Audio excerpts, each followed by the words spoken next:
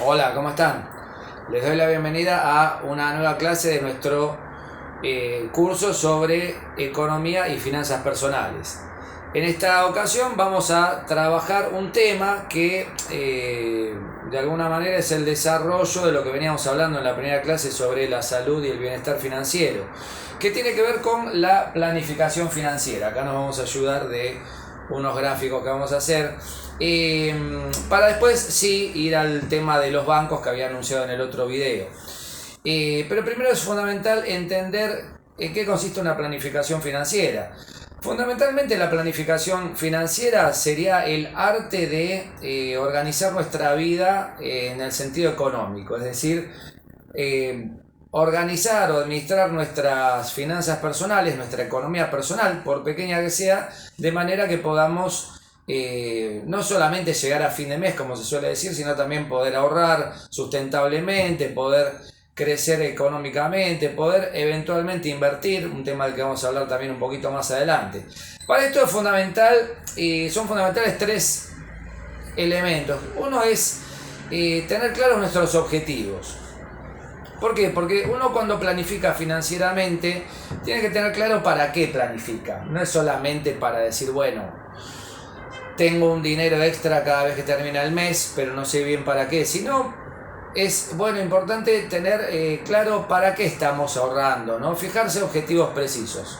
En la edad adolescente, por ejemplo, puede ser estudiar, o en la última etapa de la adolescencia, estudiar una carrera puntual, tener un dinero disponible para divertirnos, salir con nuestros amigos, pasarla bien, o empezar a ahorrar para el futuro, en el caso de estar en pareja, para una vida en común con otra persona, etcétera. Así que siempre es importante tener claros los objetivos. Un objetivo más a largo plazo y más importante puede ser tener una casa propia, vivir independientemente. También es fundamental, punto 2, tener en cuenta los plazos. Es decir, uno tiene que considerar dentro de lo posible, ¿no? Es imposible hacer profecía respecto al futuro, pero sí podemos de repente tener en claro que algunos objetivos nos van a demandar un determinado tiempo y otros otro determinado tiempo, que puede ser por supuesto variable. Por ejemplo, podemos decir, quiero el año que viene empezar una carrera, empiezo a ahorrar desde ahora para pagarme la matrícula, que en general son bastante caras si es una carrera privada, por supuesto, y las primeras cuotas. Ahí estamos hablando de un presupuesto a corto plazo. Ahora sí, mi objetivo es más importante, como decir, bueno, empezar a ahorrar para pagar un alquiler para vivir solo o eventualmente comprar una casa, cosa que hoy en día en la Argentina al menos es casi inviable. Ahí de repente ya hay que planificar teniendo en consideración plazos más extendidos, con lo cual también eso hay que considerarlo en nuestro presupuesto. El presupuesto sería el tercer paso, la elaboración, que ahora vamos a hacer de un modo medio general, de un presupuesto que nos permita, como decía antes, administrar nuestra economía. Este presupuesto puede ser mensual en general, uno no va a planificar para una semana, es muy poco tiempo, se planifica para el mes y eventualmente para el año o para periodos más largos. A la hora de efectuar un presupuesto es fundamental ir considerando algunos elementos como ser ingresos y ahorros. ¿Qué es el ingreso y qué es el ahorro? Bueno, el ingreso es todo aquel dinero que entra en nuestro capital disponible en la forma de un sueldo laboral, por ejemplo, si ya estamos trabajando, o un dinero que tenemos la capacidad de separar, como puede ser hasta incluso dinero que nos regalan para el cumpleaños cuando somos adolescentes. Podemos ese dinero decir, bueno, este fin de semana voy y lo gasto todo en una fiesta con mis amigos, o lo voy ahorrando y voy ya elaborando un presupuesto a partir de ese pequeño capital que adquirí. También puede surgir de la venta de productos a través de un medio como puede ser un Mercado Libre, tener una página de Mercado Libre, o ventas que hagamos a amigos de cosas que nosotros fabricamos, etc. Cuando hablamos de ingresos hay que tener en consideración los distintos niveles en los que se puede en los que uno puede recibir un ingreso. Hay un ingreso personal, que es mi ingreso exclusivo, hay un ingreso familiar también, la familia tiene un ingreso que en general surge de la sumatoria de los ingresos, en general de los sueldos, se podría decir, de los miembros de esa familia que aportan a la casa, porque a lo mejor los miembros más jóvenes ya están trabajando, pero no hacen aportes a la economía familiar, sino que lo gastan en sus propios objetivos, porque cuando uno es joven tiene muchos gastos, quizá, ¿no? Y a la vez no tiene los gastos que tiene el adulto, llámese impuestos de la casa, gastos de alquiler, cuotas, expensas y ese tipo de gastos más generales que tiene el adulto, pero el joven tiene otro tipo de gastos, con lo cual a veces no aporta en la casa. Pero bueno, hay familias donde todos aportan, aunque sea una parte de sus ingresos, entonces ahí se puede considerar un ingreso total familiar. Sin embargo, también puede hablarse del ingreso de una empresa, en función de los beneficios económicos que obtiene de la venta de sus productos o de los servicios que ofrece. Un colegio, por ejemplo, tiene un ingreso debido a la cuota de los alumnos que pagan esa cuota, o las familias de los alumnos. Y también podemos hablar de los ingresos de un país, ya si habláramos de macroeconomía, ¿no? Cuánto es el ingreso per cápita de la Argentina en un año determinado, por ejemplo, ¿no? Pero bueno, esto lo vamos a hablar cuando hablemos de economía en un sentido más amplio. Cuando hablamos de ingresos también podemos hablar de, aparte de ingresos personales y familiares, de ingresos fijos y variables. ¿Qué es esto? Bueno, todos tenemos todos los meses, en general, ¿no? Y ojalá que sea así, una cantidad determinada de ingresos fijos, es decir, una cantidad de dinero con el que podemos contar y que sabemos del que vamos a disponer. En general, expresado en la forma de un sueldo, ¿no? Un sueldo, cuando uno trabaja bajo relación de dependencia, es una cantidad de dinero específica que uno gana todos los meses. Si ese dinero no se le brinda a la persona que está trabajando, se puede decir que está siendo explotada, o que la empresa en la que trabaja está en una situación complicada, y ahí depende del trabajador ver si tiene la paciencia como para esperar a que la empresa se ponga al día con su sueldo, o si simplemente prefiere cambiar de trabajo, o hasta incluso quedar desempleado, porque es mejor estar desempleado sin tener un trabajo donde no nos pagan, que tener un trabajo donde no nos pagan y tenemos gastos de viático, de comida, etcétera, aparte del tiempo que invertimos, y estamos regalando nuestra fuerza de trabajo, cosa que nunca se debe hacer. Ese es un consejo que yo suelo dar, que por más que uno tenga un gran interés en un trabajo determinado porque cumple sus sueños, tiene que ver con sus objetivos vocacionales o con sus gustos personales y de realización personal, sin embargo, trabajar de forma gratuita siempre es algo que resulta lastimoso, ¿no? Y termina generando que esa persona hasta a veces le tome bronca, como decimos en la Argentina, a esa vocación que tanto ama. Para eso es preferible hacerlo por cuenta propia y de manera gratuita, pero como hobby, no como un trabajo que requiere una cantidad de tiempo, dedicación, horarios fijos, etcétera, por el cual no nos pagan. Bueno, cerrado ese paréntesis, hay ingresos fijos. Pueden ser estos, pueden ser los ingresos que recibimos de la renta de una propiedad, el alquiler que nos pagan por una propiedad que damos en alquiler, valga la redundancia, ¿no? Es decir, nosotros tenemos una propiedad, la ponemos en alquiler, nos pagan por ese servicio, por ocupar esa vivienda, entonces tenemos un ingreso fijo que sabemos con el que contamos, que puede cambiar el día de mañana, porque puedo quedarme sin trabajo, puedo perder esta propiedad o decidir venderla, etc. Pero mientras sé que tengo ese ingreso fijo, lo puedo anotar en mi presupuesto. Y por otro lado están los ingresos variables. Ingresos variables son todos aquellos ingresos que pueden variar de mes a mes. Por ejemplo, cuando uno tiene una profesión como autónomo o trabaja en forma independiente fabricando algún producto que vende, y no sabe si el mes que viene va a vender la misma cantidad que vendió el mes que terminó, por ejemplo, ¿no? O si a lo mejor no va a vender nada. Lo mismo le puede pasar a un chofer de un auto, de un Uber o un taxista que gana no un sueldo, sino en función de los viajes que hace, y a lo mejor un mes gana poco porque hay poca gente no puede realizar la suficiente cantidad de viajes que tenía previsto, por ejemplo en periodos de vacaciones, que mucha gente se va de la ciudad donde uno vive, entonces hay menos clientela disponible. Ahí hablamos entonces de ingresos fijos y variables. Todo esto lo vamos a tener en consideración para armar nuestro presupuesto personal, que de hecho ya lo podríamos ir de algún modo esquematizando el presupuesto.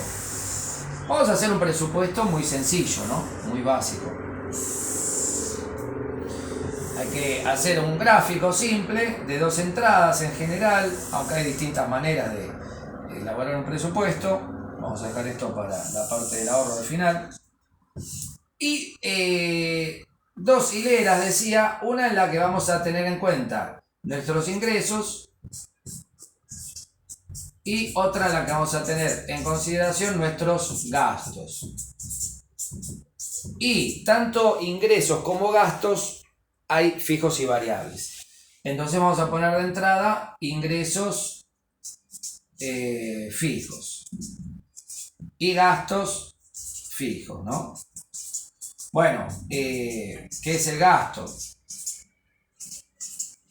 El gasto, por supuesto, es, lo podemos definir como toda aquella salida de dinero de nuestra economía, de nuestro capital. Nosotros tenemos un capital con el que contamos y hay determinados gastos que vamos teniendo a lo largo del tiempo que van minando ese capital, en el sentido que lo van diluyendo. Por supuesto, vuelve a haber otros ingresos pronto, a través del sueldo, de un alquiler, etcétera, que nos permiten recuperar nuestro capital, y lo ideal es que ese capital no vaya disminuyendo, sino que siempre vaya subiendo, aunque tenga altibajos esa subida, que sea un gráfico, digamos, aleatorio, no directo, porque eso implicaría que uno no tuviese gastos de ningún tipo.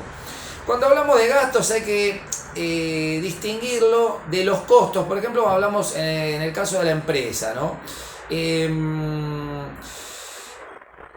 Los gastos suelen tener que ver con los, ¿cómo decirlo? Los productos y los servicios que utilizamos para nuestra vida. Nosotros tenemos una cantidad de gastos determinados todos los meses. Por ejemplo, si tenemos una empresa, tenemos que comprar ciertos materiales, materias primas, cosas que nos son útiles para nuestro trabajo y herramientas, etc. Ahí hay que considerar también algo que forma parte de la economía, que es la distinción entre activos y pasivos, cosa que mucha gente se suele hacer lío con eso. Activo es todo aquello que nos permite generar nuevos ingresos, aquello que contribuye a nuestro enriquecimiento, por decirlo de algún modo, mientras que los pasivos son todo aquello que disminuye nuestros ingresos o que no nos permite capitalizarnos. En ese sentido es siempre muy relativo qué cosa sea un activo y qué un pasivo. Puede serlo un bien, por ejemplo, un auto. Yo compro un auto, pero lo uso para pasear los domingos con mi familia, para salir los sábados a la noche con mis amigos, etc. Bueno, ahí estamos hablando de un pasivo, porque ese vehículo no me reporta un beneficio, más bien me reporta gastos. Me reporta el beneficio de la felicidad, porque soy más feliz posiblemente al poder tener esta herramienta disponible para mi disfrute cotidiano. Ahora bien, no me permite o no contribuye a mi enriquecimiento, salvo que utilice ese vehículo como herramienta de trabajo, por ejemplo, usándolo de taxi o de Uber. En ese caso se convierte en un activo el vehículo. Lo mismo puede decirse de una casa. Si yo compro una casa para vivir, es mi casa y es un pasivo. Tengo de hecho que mantener esa casa y me reporta muchos costos, ¿no? Ahora vamos a hablar de los costos. Tengo que pagar o un alquiler o impuestos, una expensa, si es un departamento, en fin. Gastos de reparaciones, todo lo que hace falta invertir en una casa. Es un pasivo. Ahora, ¿qué pasa si yo tengo otra casa? Me puedo ir a vivir a esa casa más grande, supongamos, y esta casa la doy en alquiler y me empiezan a pagar un dinero por ese alquiler. Bueno, se convierte en un activo. Si la vendo, obtengo un gran beneficio económico, vuelve a ser un activo que se convierte en dinero líquido, dinero disponible para mi economía. En fin, de manera que esa sería la distinción entre activo y pasivo, que tiene que ver con los gastos, ¿no? Porque cuando hacemos un gasto, a veces hay que considerar que ese gasto después nos reporta un beneficio nos reporta un beneficio posterior. En el caso de una empresa, yo compro materias primas, tengo diversos tipos de gastos, ¿no? O también de costos como puede ser el alquiler de una propiedad que uso como un taller para una fábrica, etcétera, o incluso consumos como pueden ser los gastos de energía, lo que yo gasto en impuestos, o en alimentos, porque a lo mejor tengo un bar en mi fábrica, en mi empresa, donde los empleados van a comer, y también tengo gastos de ese tipo. Bueno, ahí se puede hablar de gastos, costos y consumo. Son conceptos bastante similares, pero estaría esa distinción. De manera que eso lo tengo que considerar cuando tengo una empresa, y si mis gastos, costos y consumos son superiores a mis ingresos, es una empresa que no es viable, porque me está reportando a mí no un beneficio, sino una pérdida económica, y se supone que uno trabaja y arriesga su dinero en una empresa, por ejemplo, aunque sea un muy pequeño microemprendimiento, para obtener un rédito, un beneficio económico. De manera que eso, cuando tenemos un emprendimiento, una empresa, hay que también, y más que nunca, tener un presupuesto claro que nos permita saber si este emprendimiento nos está permitiendo obtener un beneficio o por el contrario nos está haciendo perder dinero. Pero concentrémonos en un presupuesto personal y familiar, como para ver algo más viable y que todos en algún momento vamos a utilizar. Tenemos ingresos y gastos, como decíamos, ¿no? Ingresos fijos, ¿qué puede ser? Bueno, un ingreso fijo, como decía, es el sueldo. Si trabajamos bajo dependencia, bajo relación de dependencia.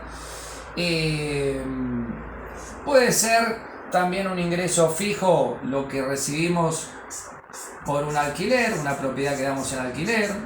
O podemos, por ejemplo, alquilar nuestro auto para que un chofer lo maneje y lo trabaje como Uber o taxi. En fin, hay muchas variaciones. Entonces, en una hilera que tiene que ver con la parte ya económica, vamos a, lo mismo la parte de los gastos, vamos a ir sumando esos valores. Supongamos que, no vamos a usar números para no complicarnos, pero supongamos que ganamos un sueldo de 100.000 o 150.000 pesos. Vamos a hablar todo en miles de pesos. Y cobramos por un alquiler, no sé, 50.000 pesos, por decir números redondos. Ahí estamos sumando un total de, como ingresos fijos, de 200.000 pesos, ¿no? Muy bien. Después podemos considerar los ingresos variables, que los ingresos variables pueden ser de distinta índole, como ventas por algún producto que ofrecemos en Mercado Libre, por ejemplo. Supongamos que por esa vía ganamos unos 50.000 pesos también. Un regalo o regalos que nos hacen, por supuesto esto no va a pasar todos los meses, pero supongamos que es el mes de mi cumpleaños y un grupo de amigos no sabía qué regalarme y me regala dinero. Bueno, supongamos que junté otros, digamos, 10.000 pesos. En fin, todo aquello que de alguna manera entra en nuestro capital. Ahí podemos hacer la suma de los variables. Estos eran los ingresos variables. Supongamos que tenemos entonces 200.000 más 60, un total de 260.000, ¿no? Esto sería el total de mis ingresos mensuales, 260.000 pesos. Siempre estamos hablando de miles de pesos. Bueno, ¿qué pasa? Lo que yo voy a tener de gastos siempre tiene que ser inferior a esos 260.000. Por eso es importante hacer un presupuesto, porque yo si un mes cierra el mes y gasté 300.000, quiere decir que algo estoy haciendo mal en mi economía. No quiere decir que un mes no lo pueda hacer, porque a lo mejor es un mes excepcional en que me fui de vacaciones y voy a tener una cantidad de gastos más grandes, pero si nuestros gastos superan a nuestros ingresos, estamos hablando de una muy mala economía, en el sentido que posiblemente tengamos que reformular nuestro presupuesto. Bueno, gastos fijos. Supongamos que tenemos una cuota por estudios de, vamos a decir, 70.000 pesos. como gasto fijo, ¿no? ¿Qué otra cosa podría ser? Un alquiler, bueno, nosotros también alquilamos de repente, así como tenemos una casa en alquiler, a la vez alquilamos y nuestro alquiler es superior a el departamento, digamos, que tenemos en alquiler. Estamos pagando 80.000 pesos. No, digamos 70.000 para usar un mismo número. ¿Qué otra cosa puede ser? Bueno, estamos pagando, o mejor dicho, devolviendo un crédito que pedimos, perdón, hace un tiempo, y los intereses se van a 10.000 pesos, digamos, por decir algo, ¿no? Esto es importante también tenerlo en consideración. Vamos a cerrarlo ahí por ahora. Tenemos un total de 15.000, perdón, no, ¿qué estoy diciendo? 150.000 pesos. Bien. Esto es importante lo que les iba a decir. Si tenemos un crédito o una deuda, que puede ser hasta la deuda informal de un amigo que nos prestó dinero, tenemos que contemplarlo en el presupuesto como parte de los gastos fijos y nunca dejarlo fuera del presupuesto. Es decir, no es una opción viable, salvo que uno decida llevar muy mal sus finanzas, no pagar un crédito o los intereses de ese crédito, sino contemplarlo en nuestros gastos, porque no pagar un crédito tiene toda una serie de complicaciones, hasta de tipo legal.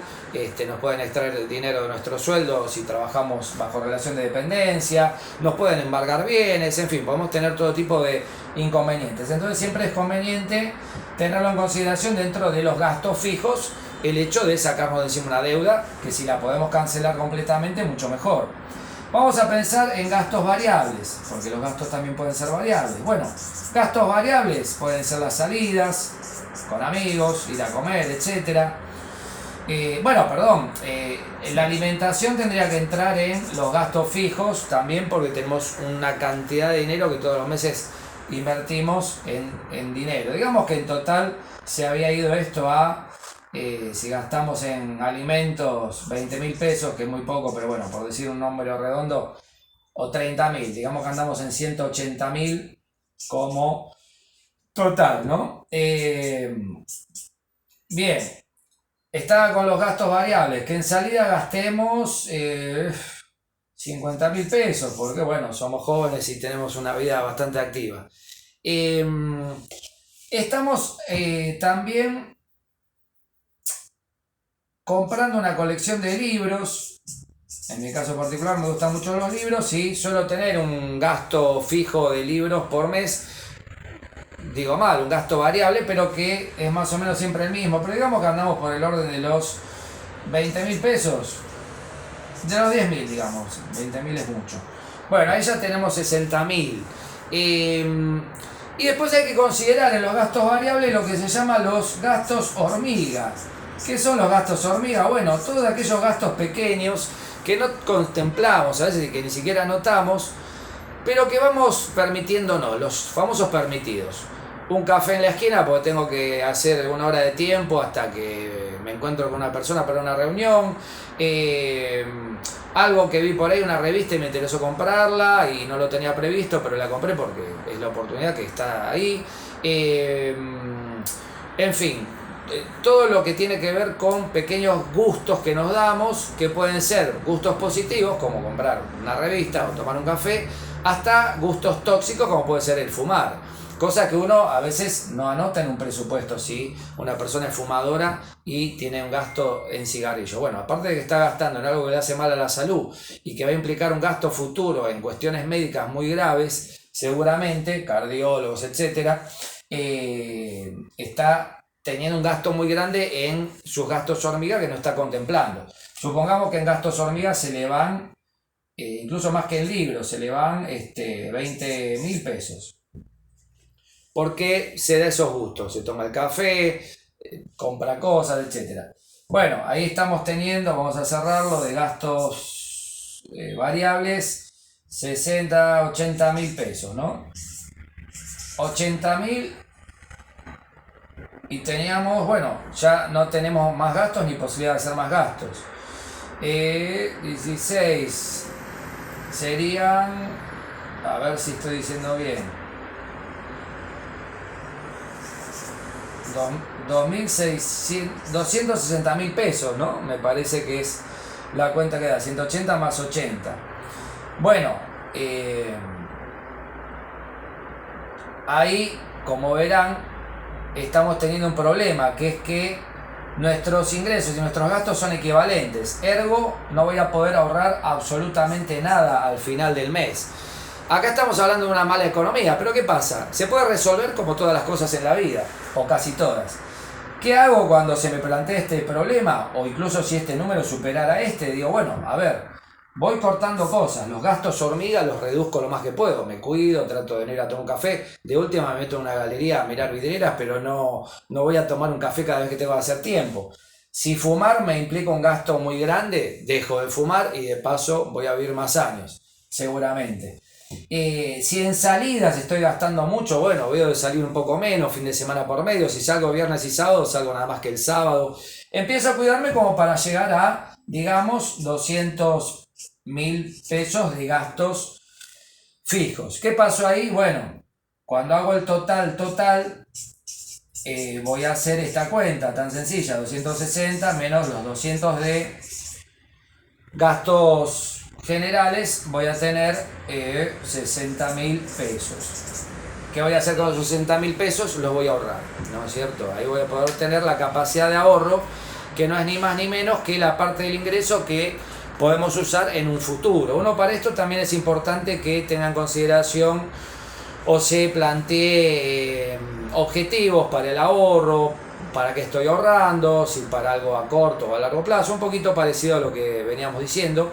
Puede haber un ahorro en pos de unas vacaciones que me quiero tomar, un viaje importante que quiero hacer, que no va a ser permanente ese gasto o ese ahorro. Una vez que lo cumplí, separo esa parte para el viaje, pero siempre es importante tener en consideración que haya un resto, ¿no es cierto? Y que llegue a fin de mes pudiendo ahorrar algo.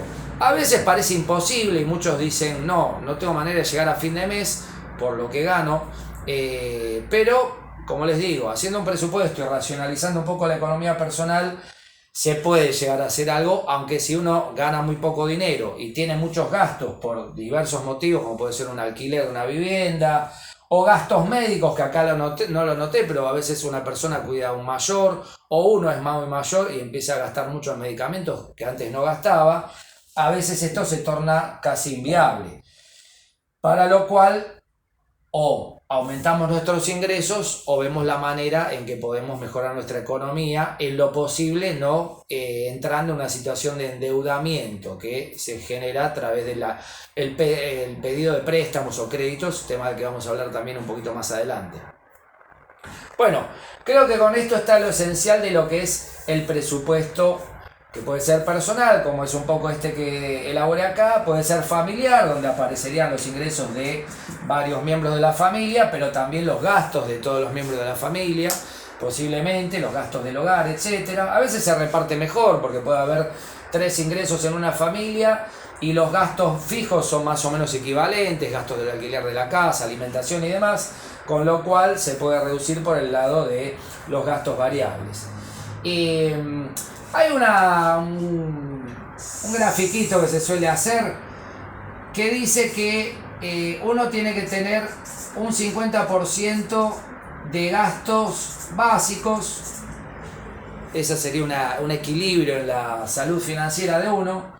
Puede haber un 30% de gastos que pueden ser variables, o de gustos, digamos, los gustos que nos damos en la vida, porque también hay que ser feliz, no se trata solo de ahorrar salvajemente y uno tener una vida miserable, ¿no? Obviamente hay que disfrutar la vida, pero se recomienda que un 20% siempre esté abocado o separado para el ahorro, ¿no?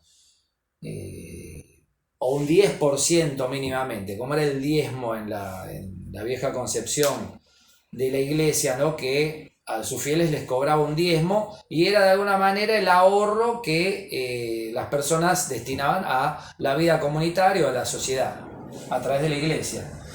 Algo que no contemplé en este presupuesto y que muchos no contemplan, pero que estaría muy bueno empezar a tener en consideración, es dentro de los gastos, y ahí no sé si se podría hablar de gastos, pero sí del dinero que se nos va yendo. Y algo que tenga que ver con un fondo para la solidaridad. Y muchos dirán, pero ¿por qué? Bueno, de repente está bueno decir que me suele también un poquito para ayudar a otras personas que están en una situación mucho más grave que la mía. Porque uno a veces se queja, no, tengo poco ingreso, mi trabajo no me están aumentando el sueldo, no gano lo que quiero o lo que debería ganar. Y sin embargo hay personas que no tienen trabajo, no pueden conseguir trabajo, están en situación de indigencia, entonces es bueno separar de repente algo como para ayudar a nuestro prójimo, digamos. Que también puede ser no en la forma de dinero, sino de ropa, de alimentos, cosas que no utilizamos pero que a otro le pueden dar mucha felicidad, juguetes, nuestros hijos ya son grandes y sus juguetes quedaron por ahí tirados, bueno, en vez de guardarlos en un cajón durante 40 años, regalémoselos a chicos que les van a dar una gran felicidad. Bueno, con este cierre un poco espiritual, digamos, de la cuestión financiera, me despido por ahora.